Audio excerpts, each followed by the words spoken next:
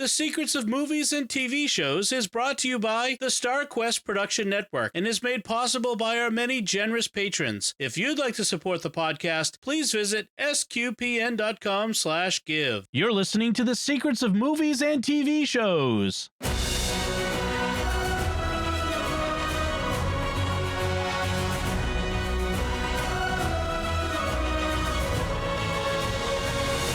Hi, I'm Dom Bettinelli, and you're listening to The Secrets of Interstellar, where we will discuss the hidden layers and deeper meanings of this movie. Although there's not many hidden layers and deep meanings in this movie, right? Joining me today on the panel are Jack Baruzzini. Hey, Jack. Hey, Dom. And Mike Creavey. Hey, Mike. Hey, guys. Good to be here. Folks, remember to like The Secrets of Movies and TV Shows on our Facebook page, which is facebook.com/StarQuestMedia. Be sure to retweet us where you find us on Twitter. We're at SQPN, and leave comments. Let us know what you think. Give us your theories, that sort of thing. I want to tell you about another show on the network before we get started. Another show on the network that you're sure to enjoy called The Catholics of Oz at sqpn.com/OZ. Or wherever fine podcasts are found. It's our friends from Australia, Lindsay, Caroline, and Lino.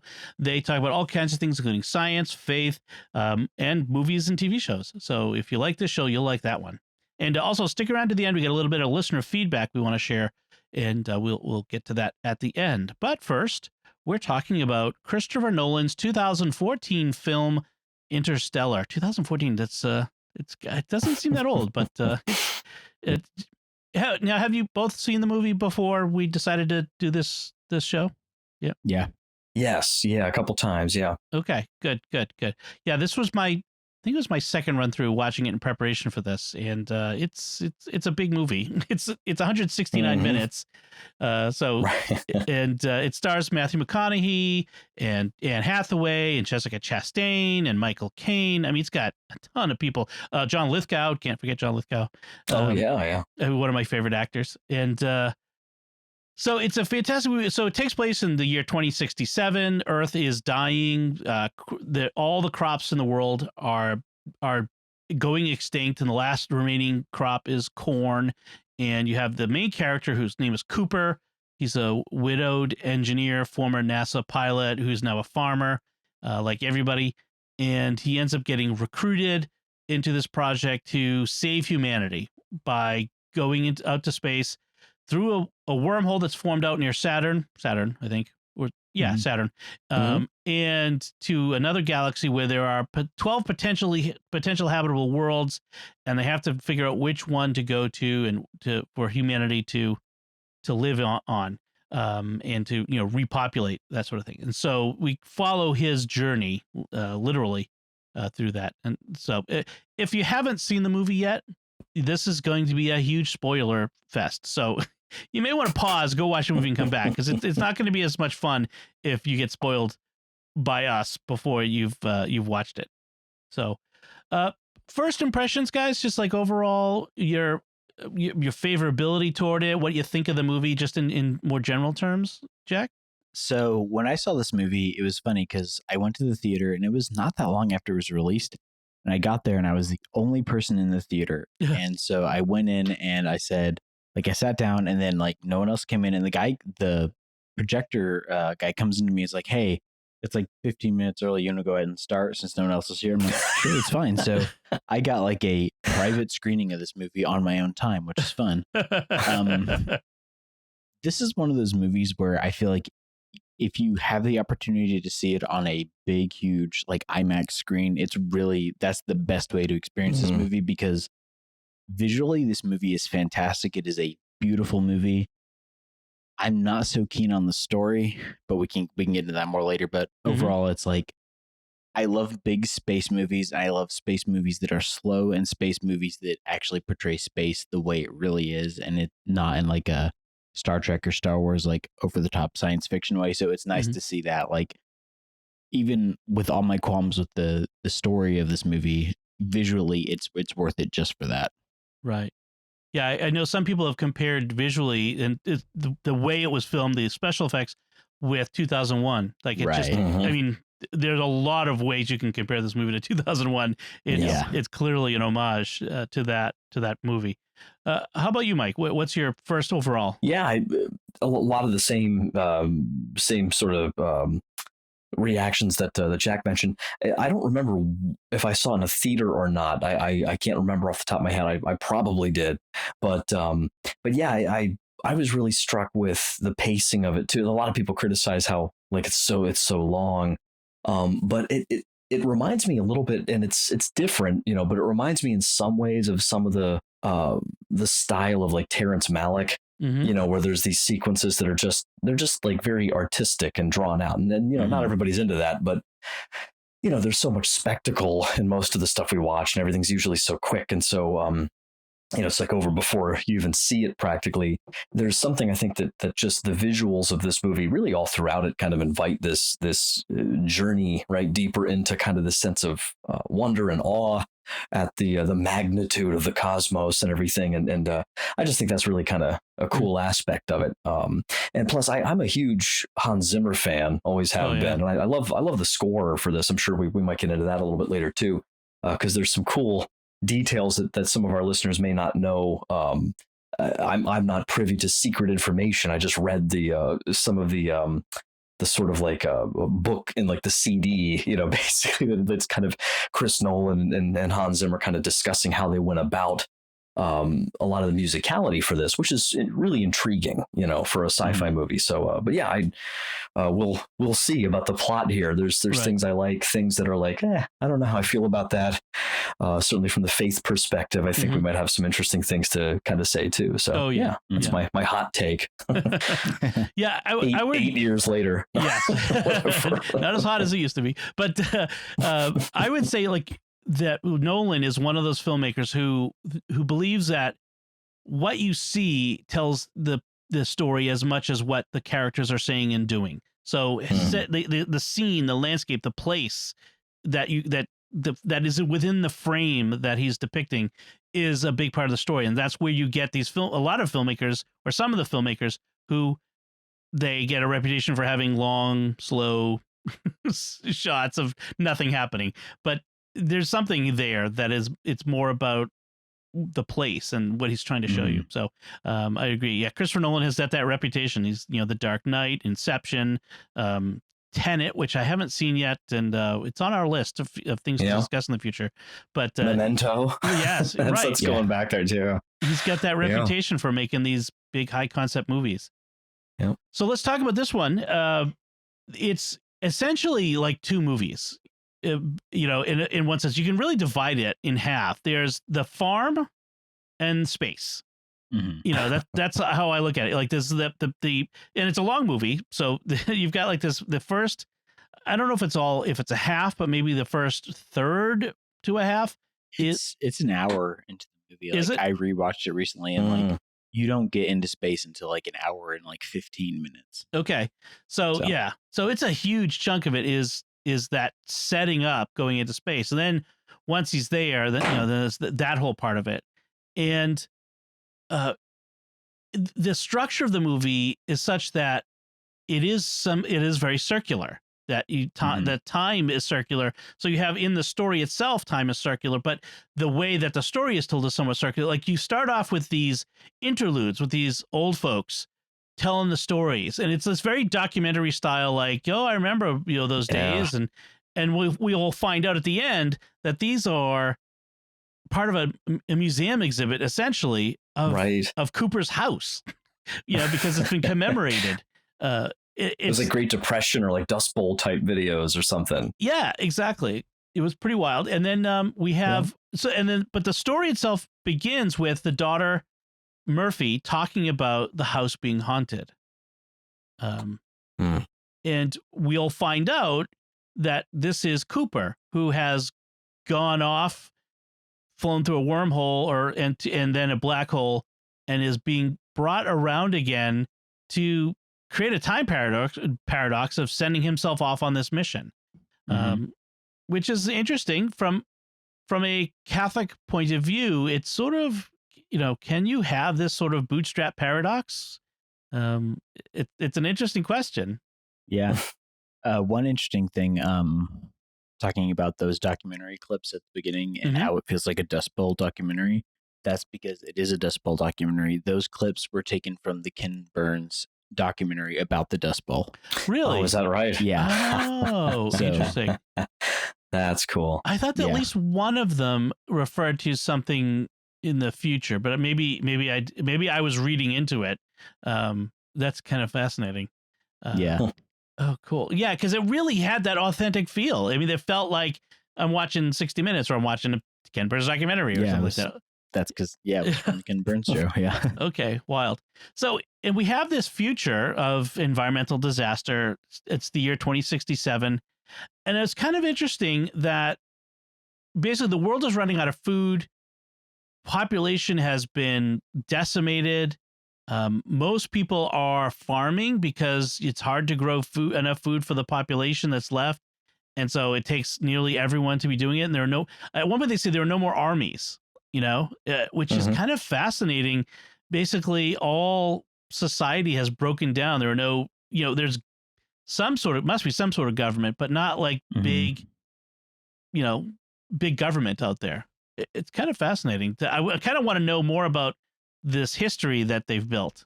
Yeah. But I also like that the movie doesn't try to over explain everything that happened. Like they could have gone one of two ways where like you talk about nothing or you like over explain everything. And I like that it's just kind of here's where we are, here's what's going on, and you can kind of infer from that. And I do think there are a few things they could have done differently. Like I don't feel like you really felt like with the main characters, at least, that there was that much want in their life. Like there didn't really feel like you had a lot of like negative impacts from everything that was going on. But I feel like they could have done more of that, but I still get what they were going for. Yeah.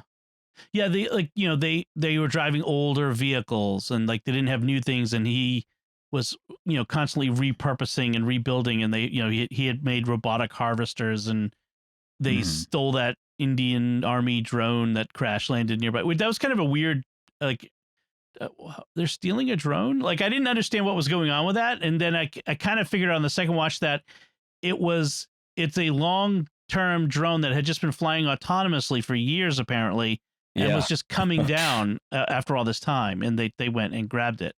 So like, oh, okay, yeah. And he was trying to get the I think the power cells and stuff out of it because they can computer brain. They can they can power his farming equipment. Right, it's very practical. Yeah, right. His daughter's name is Murphy. She's named after Murphy's Law, which is kind of funny that they named.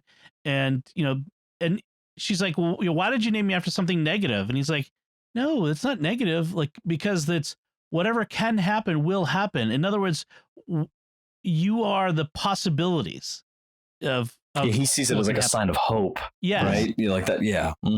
I thought that was really cool because in the long run, Murphy is that sign of hope. She is that random chance, that random chaotic element that does bring about salvation for the population of the planet. And I thought that was kind of cool that they saw that in her.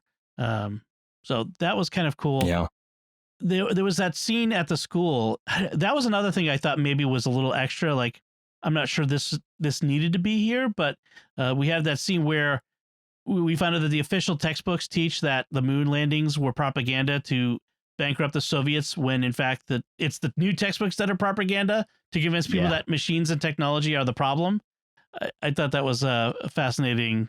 I always enjoy a good old school, and any time there's a parent teacher scene, I always get a kick out of being a teacher myself. Yes, because usually I'll see a scene like that and be like, well, I mean, at least it wasn't that bad. Whatever I just went through today, that was pretty awkward.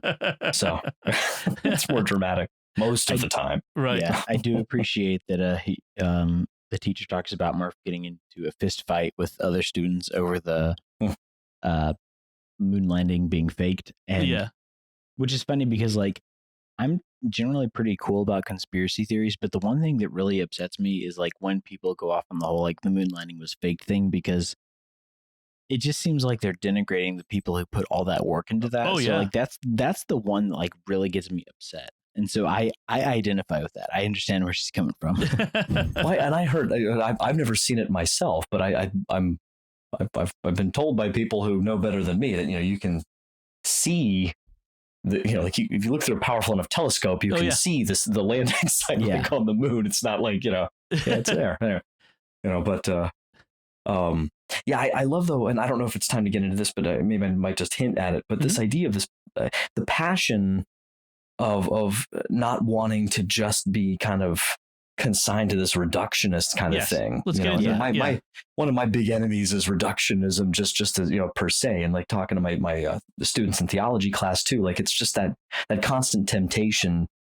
That I honestly I feel like it goes back to the Garden of Eden. It's like, well, did God really say this, or is it really like this, or is it just this? And it's like that closing off that wonder. And I love what Cooper says on the porch to his father-in-law. That I wrote it down, but that when he's like, we've forgotten who we are. He's like, we're not caretakers. We're explorers. We're pioneers. And it's on one hand, I can appreciate. I brought it up because I couldn't remember it, but you guys know that John Adams had that quote where he's talking about. It's sort of the other side of this. He says, I must study politics and war that my sons may have liberty to study mathematics and philosophy. And he's going down the list. The idea that then his grandchildren might be able to someday study painting and poetry and music. And there's something to that, because we have to deal with the sort of times we're given. But I think it's so easy for us to get so stuck in the pragmatic moment that we can lose that sight of the fact that we're meant for so much more. Right. And we can't ultimately control. And I don't know if Jack, we might get to, I'm wondering if this is what some of your critique is of the plot. There is a very sort of potentially scientific kind of humans saving themselves kind of feel to this, which is, we can't quite get on board with that. So that's kind of where I'm at with it. But I like those themes though of there's more to us though than just survival. You see that what value is poetry and music when people are dying in wars? I've actually run into that recently with regard to current events, and it's like, but no, but poetry and music and art are especially important at these times. We can't lose those higher things that make us not merely animals but human beings. Yeah. Well, in the rhapsodic theater, like John Paul II, right? I mean, he was criticized, understandably by his friends, 19, 20 years old. And, like my mom was just killed by Nazis. My sister was taken to a concentration camp, and you want to put on plays? Like I get it, I can understand that anger, but his insight that if these people don't want to just kill us, they want to destroy our identity, our culture. They want to erase that we ever existed, and we need to preserve the Polish language and preserve our literature and poetry. And he saw that, I think that's the same kind of insight. We don't always appreciate that. On the flip side, I've seen people criticize Elon Musk and Jeff Bezos and Richard Branson and those for wasting money on space exploration when they could be using it to help people here on Earth. And while I understand there's plenty of issues we can have with these billionaires who have millions of dollars and how they've gotten it, that's a legitimate criticism. But at the same time, the fact that they are forwarding science and forwarding this exploration into the universe, that is a positive good for humanity. And so I think we do get, it's that weird dichotomy of science is important and art and literature is also important. And it's a holistic thing that we need to appreciate all these different aspects of our intellect that God has given us. Sure. You look back to the 1970s, you had the Malthusian claims that, by the year 2000, the world would be starving, which is connected to this movie, that the world would be starving because we're not growing enough food and there'll be too many people. But it was science, and people criticizing scientists for, doing silly things, but it was science that actually saved us from that, that it was science. Yeah. Cooper says, we used to look up and wonder at our place in the stars. Now we look down and worry about our place in the dirt. And there's a profoundness in that, in that it's not merely enough to just survive. I mean, I think that's what you said, Mike. It's not enough just to live from day to day if there is no meaning in it, if there's no greater striving, if we're not trying to, and as Christians, our striving is to serve God, to love one another, to worship. That's what gives meaning to our lives, is to love and to worship. And if we're just merely existing, well, then the hell with it, in a sense, Yeah, exactly. that we might as well just shut it all down. Well, we see that in this movie too, of like what is on the table for them to pull off this survival mission. You know, like to what extent will they go? Yes. You know, so is there any ethical? You know, where's right. the line? You know? Right. There is, before we move to talking about Lazarus and in that part of it, I do want to mention the scene where the robotic combines all came to the house on their own. I never figured out what that was about. Was that having to do with his future self calling them? So what happened was, and then this is one of my critiques about the plot because it's very convenient.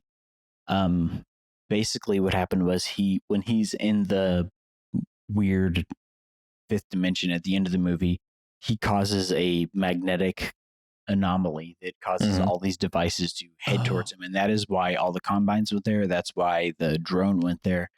Okay. It's not really explained in the plot, and it's very expedient for what needs to happen in the story. But that is the explanation for that. Is like his incursion into that timeline caused like a magnetic anomaly that pulled all the devices towards him. Oh, okay. Oh, that's a good explanation. All right. Because they did talk about gravity and gravity waves and that sort of stuff. So yeah, that makes sense then. So does Matthew McConaughey have that magnetic of a personality? Is that what we're going? Oh, well, I mean, I see him on screen. I'm glued to it. So yeah. So he gets these coordinates from himself to the Lazarus facility, which is apparently, it looks like it's in Colorado Springs, under the mountain where it's NORAD, one level up from the Stargate, and and they get the coordinates to this mission called Lazarus. And it's an interesting that they've chosen this name, because Lazarus, as we know from the Bible, is the man raised from the dead. And so what they're I was thinking about him, like, that Lazarus had to die before he came back, right? Right. That's what he says in the movie. Yeah. Yeah. It's an interesting name that they've chosen, but what they're trying to do is basically resurrect humanity from this destruction that it's brought it on ourselves, as far as the movie goes. And they've come up with these plans. And so they've discovered this wormhole to another galaxy with 12 potential habitable worlds. And they've sent 12 people ahead to go to these places and to map them out and to signal back if they land someplace. It's essentially a suicide mission, because they get there, there's no really return, but we only know if the place is not deadly if they signal that they made it. So undoubtedly, I think, 9 of them never signal, so we presume that 9 of them died. And we only get 3. We have 3 planets that have potential future home for Earth, and so now they have to go and assess. And there's 2 plans. Plan A is they're working off of some gravity equations, was what we're told in the beginning, to create this giant spaceship that could carry thousands of people into space and through the wormhole to a habitable planet. But if that's they haven't figured that out yet. So plan B is this ship that's going out to assess is also going to carry, and here's the problem, 5,000 fertilized eggs, human eggs. And then they would incubate the first 10 and then would have surrogate pregnancies to create exponential growth. This is a problem. I do like the irony of they call it the population bomb, which is obviously reference to that book, which is about if you have if there's too many people on the planet, you're going to like deplete the resources of the earth and everyone's going to die. Right. But the point of this population bomb is like, it's a bomb as in like, we're going to explode it and expand the population. So I do like that, like, wordplay there. Yeah, that was good. But it is I mean, I was kind of horrified at this because it treats I mean, obviously, from a Catholic moral standpoint, it treats the most intimate aspects of our humanity, the things that make us most like God. That is that creativeness that can create other living beings. It treats it like a tool, and I mean, I just think, oh yes, so we'll incubate 10, and we just have assumed that those first 10, which were presumably going to be women, we've already predetermined that they're going to be the breeders, and they're going to, grow, and then going to have, successive surrogate pregnancies. There's no free choice. There's no, I mean, there's a potential actually story in something like that where that's what I was saying. Like, I want to see the story. I want to see a sequel that deals with that society. Yeah. Mm-hmm. What happens if one or more of those women, when they reach that age, say, no, I'm not a cow. I'm not, I'm a human being. I'm a person. I have choice, free choice. I mean, there's no choice in this for them. And that's kind of scary and kind of horrific. And, putting the survival of the human species on their shoulders. To the movie's credit, it does paint that option as like, this is the plan B because it is the worst option, and we are literally just trying to ensure the survival of the species, and this is not what we would like to have happen. So it's obviously not a moral choice, but I feel like the movie does at least address it in a way that's like, this is not what we want to have happen. It nods at it. This is the absolute last resort. Right. I get that. I mean, it's sort of like the seed bank up in Norway, I think it is, where we've buried seeds of every plant on Earth that we can get our hands on, so that if we wipe out the species, or we wipe out a lot of species, doing something dumb, that these seeds will survive and we can replant them and repopulate them. I mean, it's sort of essentially a human seed bank in that case. Yeah. So, but I think at one point Cooper says, we shouldn't do the right thing for the wrong reason. And right. That's a good illustration of doing the right thing for the wrong reason. It's also the materialist viewpoint of this movie. This is a movie, and like we can talk about now, this is a movie without God. This is a movie where we in fact, at the end, Cooper is the one who comes right and says, we make our own fate. We make our own destiny. He's the one who opens up the wormhole and communicates. And, we realize that there are no wormhole aliens. It's them creating this bootstrap paradox. And that's really my primary issue with this movie, is that I don't remember who said this quote, but it's like words and sound signifying nothing. Right. Like, Dylan Thomas. Yeah. Well, there you go, Dylan Thomas. That ties into the movie. Funny enough, I think it is. I'll look it up, but it's a visually beautiful movie, but it's so full of like fluff, pop psychology and philosophy that, like, I like to watch this movie just because it's pretty, but the plot really falls apart for me, like, especially in the second half of the movie. Well, and let me, on that note, it's a fun study to really like pay close attention to Anne Hathaway's love speech, because it's the most bizarre, meandering, goofy thing I've about ever heard, because like just such a hyper scientistic, I guess, because it's not, I'm not anti-science by any means, but I'm saying like trying to frame the whole drama and reality of love in this kind of mechanical. It's just goofy. And the last time I was watching it, I was just thinking to myself, I was like, every kid I know knows love better than her character does.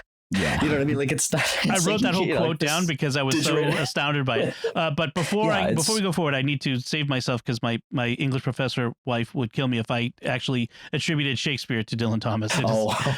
Macbeth, a tale told by an idiot, full of sound and fury, signifying nothing. Yes, exactly. There you go. But so saved. Yes. So Brand's quote is so at one point they have this choice to make of they've only got enough fuel to go to one planet, and so they have to make this choice. Do they go to man's planet, who is the leader of the expedition? I can't wait to talk about him. Yes. And Edmund's planet, man survives by growing potatoes. No, sorry, that's a different movie. And Edmund's planet, and she admits, partly she wants to go to Edmund's planet, partly because she was in love with him. They had a relationship. And so she says, maybe it means something more, something we can't yet understand. Maybe it's some evidence, some artifact of a higher dimension than that we can't consciously perceive. I'm drawn across the universe to someone I haven't seen in a decade who I know is probably dead. Love is the one thing we're capable of perceiving that transcends dimensions of time and space. Maybe we should trust that, even if we can't understand it. All right, Cooper, yes, the tiniest possibility of seeing Wolf again excites me. That doesn't mean I'm wrong. But that's when Cooper says that doesn't mean you're right either. But this is I think the fundamental crux of what Nolan is saying in this movie is that love transcends time and dimension, and that's what's ultimately saves humanity is Cooper's love for his daughter. Yeah. But but it's a materialist sense of a transcendent love. Because there's no ultimate God, there's no spiritual aspect to it. Right. This movie has the same problem that Castaway has, where they ask these big questions, but they don't arrive at the correct answer. And I'm not saying correct in terms of like, not every story needs to have like everything spelled out for you, but yeah. And this is my problem with a lot of Christopher Nolan movies is that he tries to be very philosophical, but it comes across as very superficial. Like when he does that, like, yeah, so much of the dialogue in this movie sounds very like highbrow, but then when you actually dig into it, he's not really saying a lot. It's very broad, but not very deep. Yeah, right, exactly. Yeah. It's like the just like the water on that water planet, right? Yeah, exactly. It's like a bunch of college students smoking pot on the weekend and getting philosophical. I think they're being like really intense, which makes it appropriate that Matthew McConaughey is the lead because he sounds like that. So, indeed. There is one moment where he says that it's a really interesting parental moment. And this is, as a parent, as three of us are fathers, that whole scene of him leaving Murph was heart-wrenching. Like, yep. I'm yelling at the screen, turn back, don't leave under these conditions, and, but he says, at one point he says, parents are here to be their children's memories. We are the ghosts of our children's futures. And I'm like, wow, that is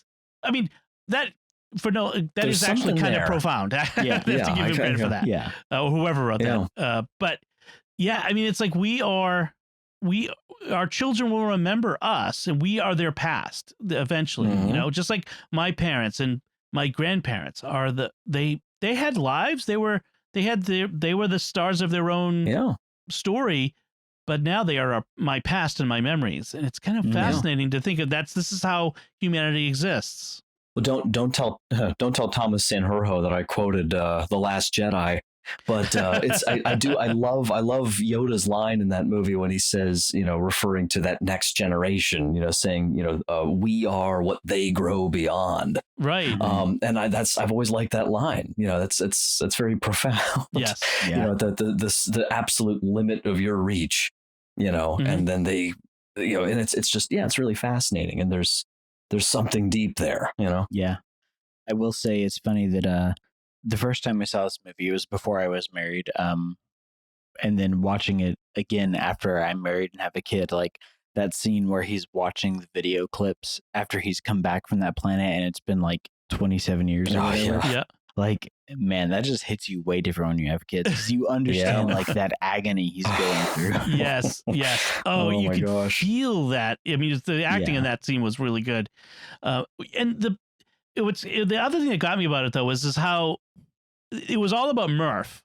His son kind of like, see ya, have a good time, here are the keys to the truck. Like, what? His son's got to be suffering too. He's losing his father. It just it hit different. He'll be cool. yeah. But and then see, this is when they launch, and it's 2 years to get to Saturn and so on and so forth. But as they launch, we get this quote, this Dylan Thomas quote that I was talking about earlier, which the Michael Caine's character, intones, "Do not go gentle into that good night. Rage against the dying of the light."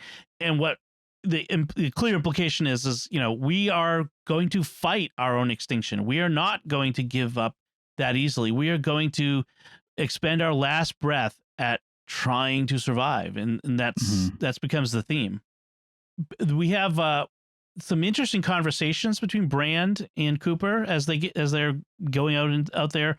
One of them is they have this conversation about there is no evil out among the stars, just nature.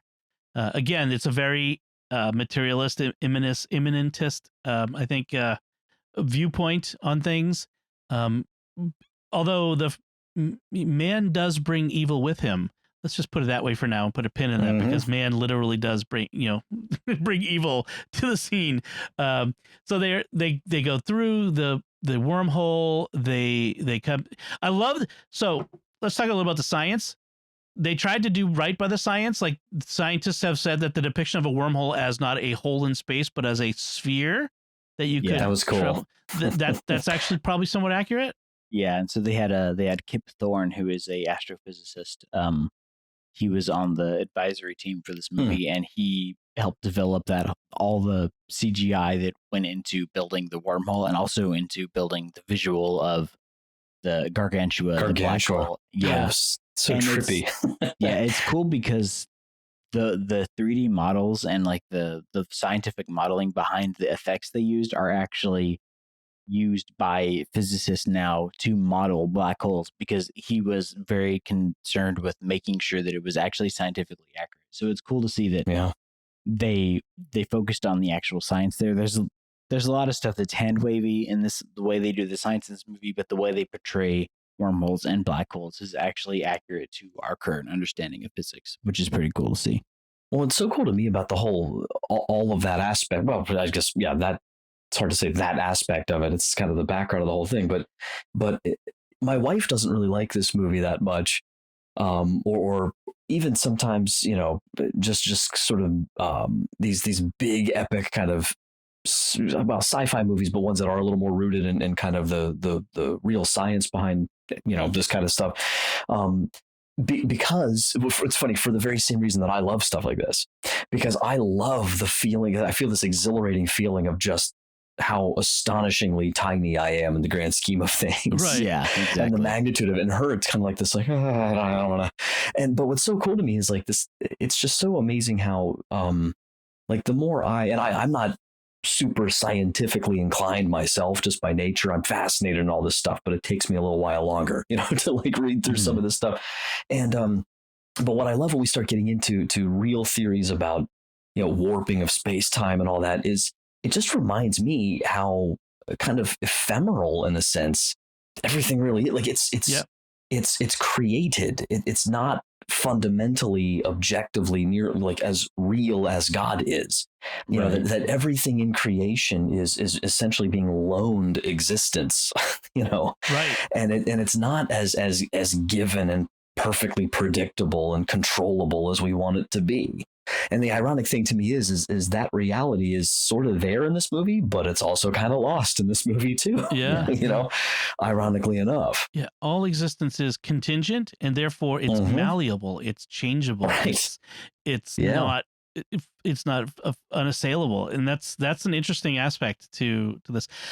As I was watching this, I was kind of criticizing the movie for getting black hole science wrong. I mean, obviously, because there are aspects of it that I'm like, how could a planet exist so close to a gargantua black hole? Like it would be irradiated with Hawking radiation. Like how, like it's just.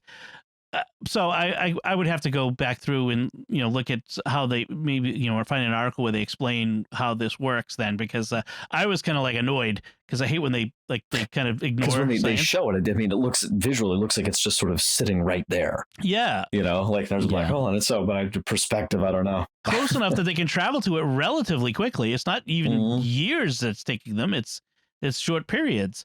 So I'll put a pin in that one. I'll give him credit for that. Give him the benefit of the doubt. So we do, one of the black hole effects is time dilation. So the closer to you are to it, the more time is slowed down from your relative perspective. I am not going to get the science 100% accurate as I describe the stuff, so just to bear with me. But this is the movie tells us. So 1 hour on the surface. So they go to Miller's planet, and 1 hour on the surface is equivalent to 7 years on Earth.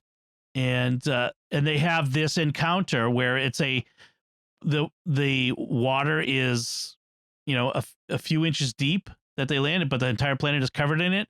and it turns out that they're in the trough between two mega waves, essentially, and it's Brand, who ignores Cooper's order to get back in the ship, who costs the life of the other astronaut, the unnamed red shirt who dies there. I forget his name. He has a name, but I forget it. And not Henry Cavill. No, right. It looks, yeah. What is his name? Yeah, it's a guy from Hunger Games and another thing. I can't think of his name. Yeah. Oh, that's where I've seen him. That's right. So anyway, he was also in. By the way, from a Catholic perspective, I just remembered he was in. He was opposite Charlie Cox in There Be Dragons. Oh, he's his friend that they grew up together, but he's like the atheist and opposite Jose Maria Escriva, played by Charlie Cox in that movie. That's a good movie. Oh, okay. Now I have to look up Interstellar on IMDb because I need to get. Yeah. When I see him, I just think he's kind of Henry Cavill, but he's not. Right. He's like the great value Henry Cavill. Wes Bentley. Bentley. That's Wes it. Bentley is his name. Yep. So they end up. It's this scene where the astronaut Miller had landed there from relative time just hours before, but it had been years and years, but because of the time dilation. And they ended up, they were supposed to land quickly and get back into the ship because the guy they left behind was going to be up there alone for years. It's like, wow, it blows my mind, this idea that you would be left alone in this ship for years by yourself. And then it took so long for them to get back up there because of the waves. It was like 23 years he was alone on this spaceship. And he didn't expect it to be that long, of course, but even so, he's still kind of like, oh yeah, and the time you guys are down there, I'll work on gravity, and I'll see you in a few years. Like, jeez. And apparently he did keep going into the suspended animation thing, but not constantly. Yeah, and he's a little salt and pepper. He's aged. You can see a little bit. He's not all there anymore. I mean, you're stuck alone for 23 years with just some robots. Like, you can understand that would be there. I do wonder if this planet was like, there's that whole paradox of if you have a ball with hair like growing out of the ball, you cannot ever comb it to where there's not like a bald spot on it. And so it's like, do you have that gravity issue of like you can never have like stability on a sphere with the water? Right. That something is causing the waves to constantly go and go and go around the planet. Yeah. There's nothing to stop it because there's apparently no continents or whatever. That's an interesting point. We haven't talked about the robots. They were interesting design. These big slab robots, TARS and Case, with very human personalities. I thought that was they're kind of interesting. And whenever robots show up on screen, especially ones that have been like, I don't know, there's always like this implicit menace. Now, neither of them end up being a bad guy in this, but there's always that, and maybe that's the HAL 2001 remnant of it. But I'm always waiting for one of these AI robots to go nuts on one of these space missions. Well, I like TARS because Bill Irwin's always been fun and stuff, and he's quite a theatrical character himself. Right. Yeah, that was really good. I just wanted to see what code like they're running on their screens, because whenever they're speaking, like you see like this constant like these lines of code are like generating on the screens and then being wiped clean. And I did some screen caps, but I couldn't really see what they actually had on there. So I was just wondering like what routines are they running where they need to be like listing out these data dumps. Right. Well, we need to make it look like they're computers, and so we have random stuff. Yeah. When they get back, like you mentioned, they get the dump of all of their built up messages, from the years. And now his son is now Casey Affleck, and Murph is now Jessica Chastain. And, he has a line. He says, when you become a parent, one thing becomes really clear, and that's that you want to make sure your children feel safe. And that rules out telling a 10-year-old that the world is ending. And it's kind of, I just thought it was an interesting statement at the time. Just like, yeah. I mean, he doesn't want to take away her hope. He never wanted to tell her, but that is kind of what led to her resentment, because why are you leaving me? Well, the world's ending and I'm trying to save the world. But if you tell her that, then she knows the world is ending. So, you've created this resentment in her. against you for that. So I thought it was kind of interesting, an interesting line there. And then Murph never calls and leaves a message until she's the same age he was when he left, because he promised he would be, when he came back, he would probably be about the same age. She would be about the same age it was when he left. And so this is him breaking his promise. And that's, I think, when he started crying. I think that's when he realized what he'd missed. Yeah. So then we have this whole thing about Brand now wants to go to they have to choose between the man's planet or Edmund's planet, and they have that discussion about love. And then we find out that before we get to man's planet, we find out that Professor Brand, her dad, was lying. This is when we find out that there really isn't a plan A, that plan B was always going to be plan A. But what was the line?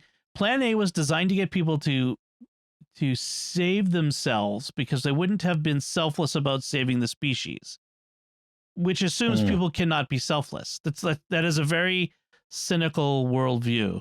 Yeah, and that's one of my biggest issues with the movie is this idea that people would not sacrifice themselves to save other people. And I think that you would have, like, not even approaching it from a Catholic perspective, like, I think you would have people who would sacrifice themselves to save the species and to save humanity. Like, I don't like how that's really, honestly, this is the point where the movie kind of breaks down for me. Like, this is a movie where it's like 65% of it is a good movie, and then once you get past that point, like, I'm like, this whole plot after that, like, it kind of loses me.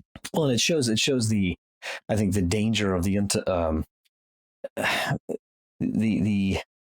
intellectual sins that we can fall into, of that kind of arrogance, you know, and that because man is so heels dug in, kind of like, well, I don't say heels dug in.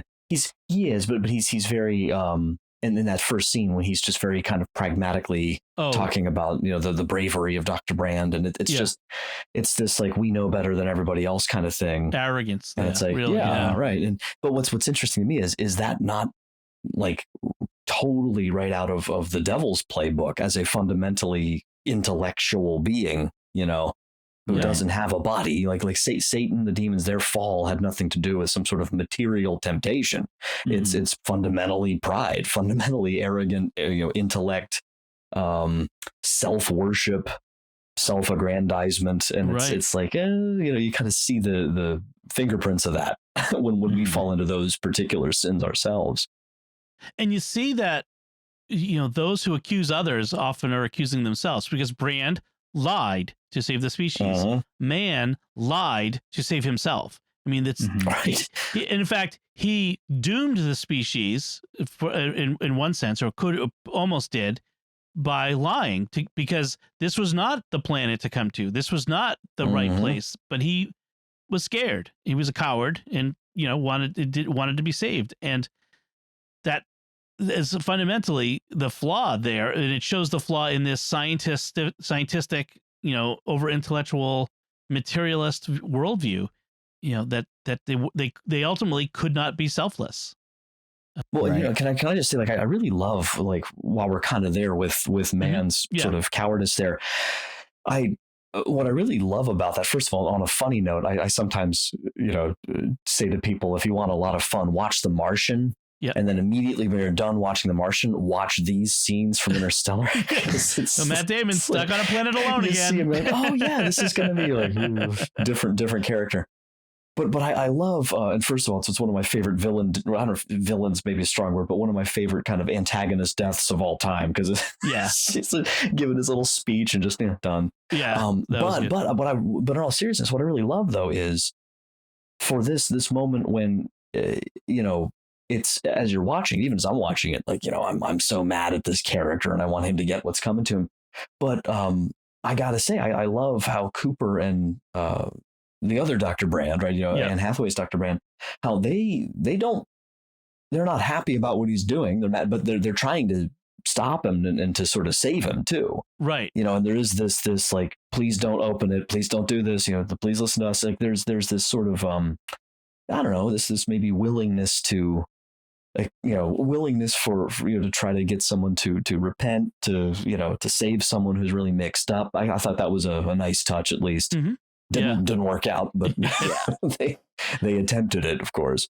I do think also that, and this is something I noticed just in TV in general, is like when they're trying to stop him from doing what he's doing, like they're not trying to kill him, because for the normal person, like killing somebody to solve your problem is never the first thing that comes to mind. You want to do anything but that. And I feel like in a lot of TV shows, and honestly, I'm thinking of like the more recent episodes of Star Trek, the newer shows, like where killing people to get out of the situation you're in is almost treated just like completely cavalierly, and it's just what has to happen. And like as a normal functional human being, like killing someone is never what you want to do. And so like I appreciate that even though this guy is endangering them, like they don't want to kill him because nobody ever wants to kill anybody. Right.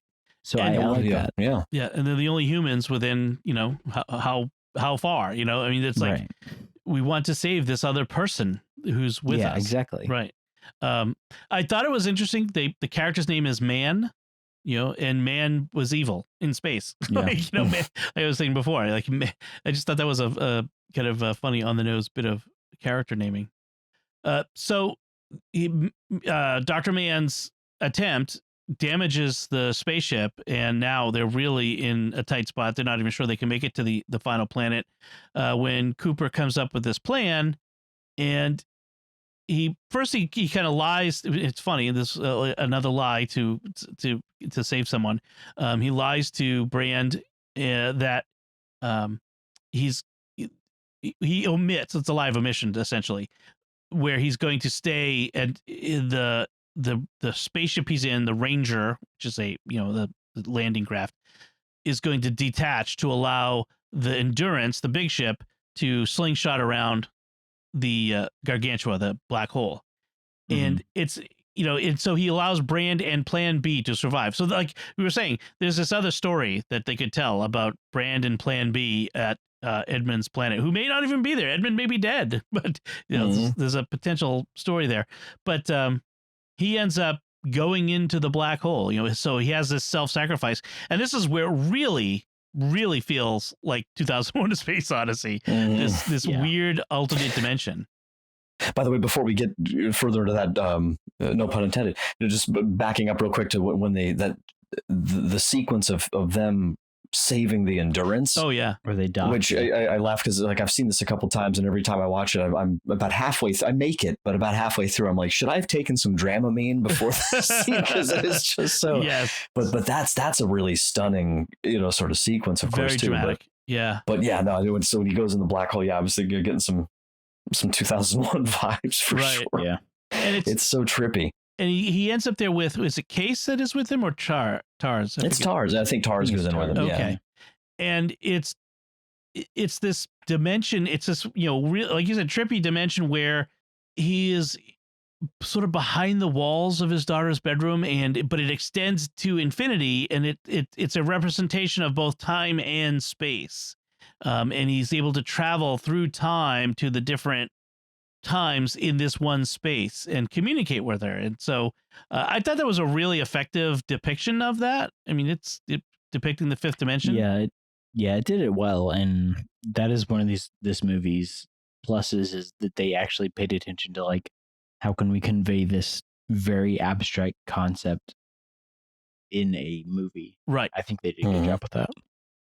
Well, I was talking to my students the other day. We had a little mini unit on like angels and demons, and I was trying to. I didn't reference this movie, but I was just thinking about it, getting ready for tonight, because I'm like, it's just interesting, the humility required. I think when you're talking about that at the end of the day, like you want to answer basic questions, but it's the awe-inspiring nature of like look at something like this in this movie, where you're still ultimately dealing with some kind of different dimensionality, but it's all still within sort of the realm of kind of material creation. And like that is simpler and easier to understand than an angel is. Right. Or a demon, like then the whole, like, how do you even begin to conceive of these layers? And so it really is something that can, I think, invite again more wonder and awe and just like, wow, humility, hopefully too. Yeah. it is interesting to see, because we get to see the other side of the revelations and how Murphy ends up figuring it out. And in fact, it's what helps Murphy figure out the equation that allows them to eventually get the gravity thing going, which we don't see, which is fine. We don't need to see it. But ends up getting humanity out to these space stations, the O'Neill style, I think they call them, space stations. They're the rotating cylinder, cylinders, where out by the wormhole. And so he ends up, Tars keeps talking about the aliens created a 3D space inside their 5 dimensions. And that's when Cooper says, no, we've created it. We're the aliens. I'm not sure I understand exactly how he created it, but I think what he's saying is humans in the future provided him the ability to do that. My big issue with this whole scene is like, okay, so humanity has built these space stations they can live on, which means they have to, and like when you see them, it's like the suburbs in a tube. And it's very like, I didn't like that part because it didn't really like make sense for what they were doing. But if you can engineer these space stations that obviously you have to grow food still for people to eat, why couldn't you do that on Earth? Right. Like they don't really talk about that, and like I get what they're going for, but I feel like that was kind of a hole in everything that was happening. Yeah, I was thinking for what it's worth, I like the Halo style space station in Book of Boba Fett a little more than this. That's just my style. But you make a good point, Jack, which is that, if what you needed was an environment separated from Earth in which you could grow the food so it wouldn't be blighted, you could build that on Earth. You build they built the space station anyways, like already, right? Like you see that at the beginning of the movie. Yeah. So that is a little bit of a plot hole. So, and that's the thing. So he ends up coming back somehow. We're not sure how, but he ends up getting delivered back to our solar system. And we find out that it's Cooper's love for Murph is the key, and that goes back to Brand talking about love transcending space and time. He gets rescued. He gets to see the elderly Murph. It's very heartwarming in that sense. He gets to see her before she dies.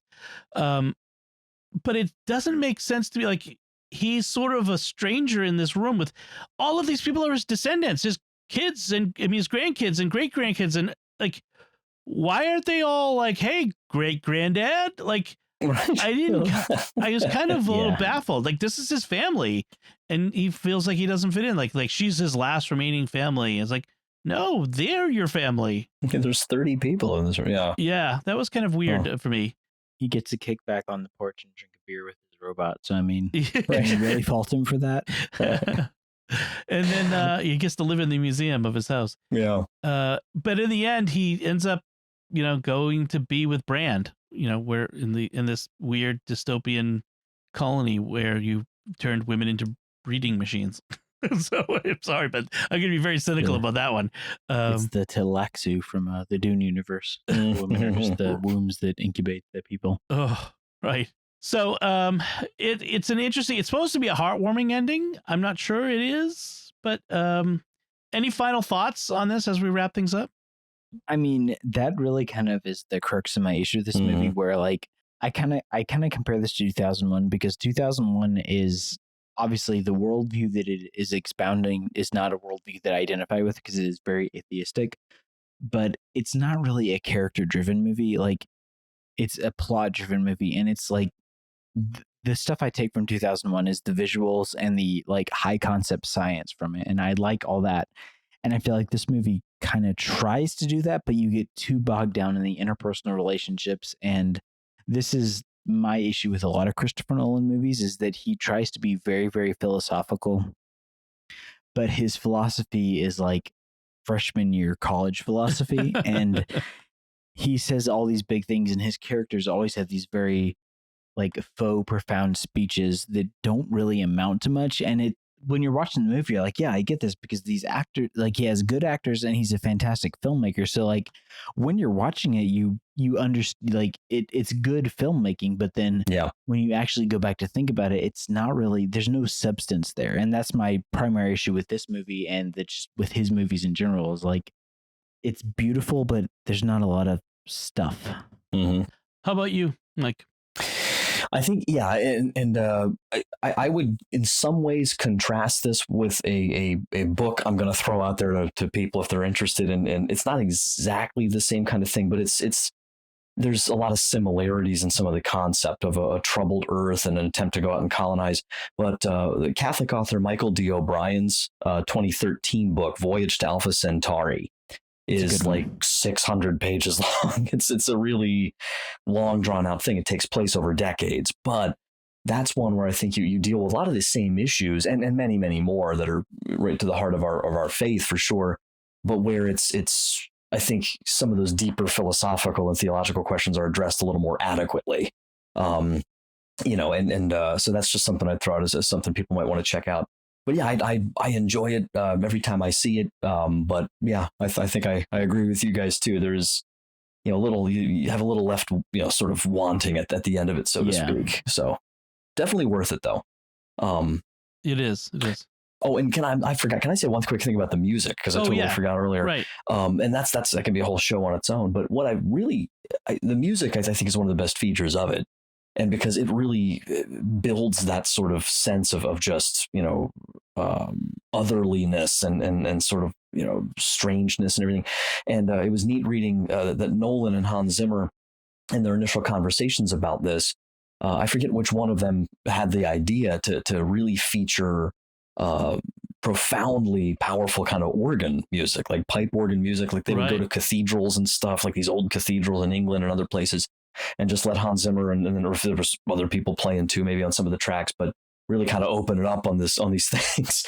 And Zimmer was talking about how technological the invention of the pipe organ was, and how profoundly like what an incredible leap forward the invention of that instrument was just at the time, and seeing that coupled with a sort of a futuristic scientific kind of view was just a neat idea that I don't think you're typically seeing, like very heavily synthesized, kind of future sounding music. But I always thought that was a neat feature, and it's very powerful, really just kind of, hits you and deep in you, Apparently when they first started talking about the soundtrack, Nolan didn't give Zimmer a script or any details of the plot. But he gave him a single page description of a story of a father leaving his daughter for his work. And that was what Zimmer started with. Yep. And so it's kind of fascinating to think he built off of that. That's something. But in a way, like a lot of sci-fi music is, like you said, heavily synthesized. There's notable exceptions, John Williams, for instance, and but like 2001, as we keep talking about, also it went off of orchestral music. Also Sprach Zarathustra. I mean, this is right. This was not synthesizer, and it's one digitized. Of the things, it's one of the things that really kind of set it apart from other movies of its type. And I like that they did that with this one, where it was that organ from the Temple Church in London. It's just big, beautiful organ, and the music is just it matches the grand sweeping landscape, the images that we get. That was pretty good. All right, I think if that's it, I want to get to our listener feedback. We did get a little bit of feedback from Andrew via email, and Andrew wrote I greatly enjoyed the recent episode of The Lost Skeleton of Cadavra. I should have said that in the voice. The Lost Skeleton of Cadavra. Hey, guys, I have to recommend that to you, by the way. If you haven't seen it, it is hysterical. I'll have to check it out. Yeah, it is so funny. Anyway, he says, it sounds like the host had great fun recording it. I had never heard of this tribute, spoof, homage, and have only a faint familiarity with the old sci-fi films on which it is based. But Jimmy, David, and Dom explained the style the film was using and some of the references it made in a way that made me feel like I was in on the joke as well.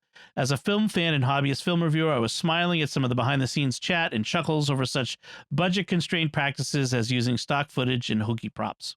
Then he says, since I much prefer watching films than the long-running TV series that make up a lot of other SQPN shows, I've sometimes wondered why episodes of the Secrets of Movies and TV shows are much more sporadic than some other shows, and this was partly explained near the start of this episode, which I found helpful.